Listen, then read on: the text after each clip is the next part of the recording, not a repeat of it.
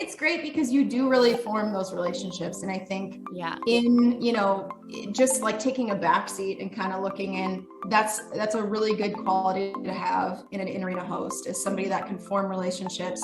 And really, I mean, that's what the job is, right? You're kind of a glorified brand ambassador. You're supposed to be the person that's connecting them to the team. They may not always be able to talk to their favorite player, but they can come talk to you and maybe, hope to get some inside information or somebody that you can actually see at a watch party and have a conversation with. So it's been really cool to be able to do that. And people that have followed along for as long as they have. I know when I interview fans during the game, they're always like, hey, you do a great job, or we've been here for 20 years and the last 10 with you have been awesome. And so it's just really fun to get a lot of that feedback from people who have kind of like grown with you, and that's something I did want to bring up with you specifically, because I feel like by and large, that's been my experience too, which is that people are nice and excited to like meet me and like introduce me to this sport and this team that they love because I'm so fresh and new to it.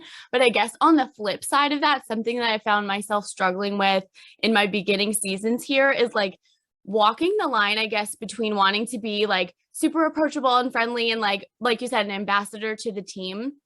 But then there definitely are moments where like, because we are in a male dominated industry with like a male dominated fan base too. And I found myself getting into situations where I'm like, I'm a little uncomfortable sometimes. Like, it seems like people are crossing a line and I want to be polite, but I'm also like, respect your boundaries, respect your personal space, like everything like that. So what has been your experience with that? We don't need to get too into it, but I'm just curious if you've had thoughts. Okay. Absolutely. Yeah. I mean, I've dealt with that in no matter what hosting situation I've been in or just jobs in general. I think first and foremost, being a host, you do have to maintain a level of professionalism. With that said, over the years, I do feel like I've become more confident in just being honest with people. And you don't always have to say that somebody's making you uncomfortable. I think there have been times where I've made other excuses. I think it's good to have sort of an ally on your side with the team. I don't know about you, but we kind of have like stage hands that are with us. And I've definitely had times where I'm like, okay, this fan is walking up to me. If they're not, if they're keeping me longer than 5 minutes, we gotta go. Or, if I flash you this look, that means I kind of need help.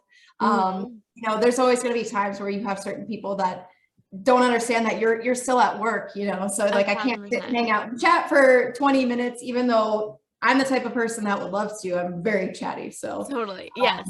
I think you just have to establish those boundaries, and luckily people have been very understanding so far.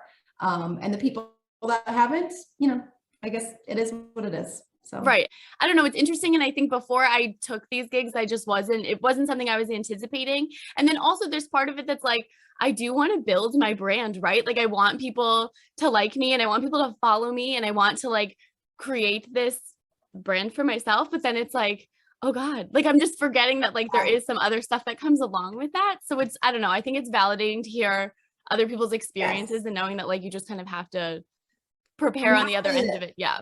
You have to set some healthy boundaries for yourself because again, going back to that social media aspect too, I mean, there are people who I think have acted like, oh, well, I have 24/7 access to you and you have to talk to me and you have to, some people that are like, we're going to have a daily conversation. And it's like, well, no, I don't really know you on that level maybe, or I'm just the type of person that doesn't really like to have lengthy conversations online. I'd rather see you face to face. So yeah, it's finding that happy medium between professionalism and just having a normal fan conversation, but also like I do have a life outside of my career, and that's really what this is at the end of the day, is it is my job.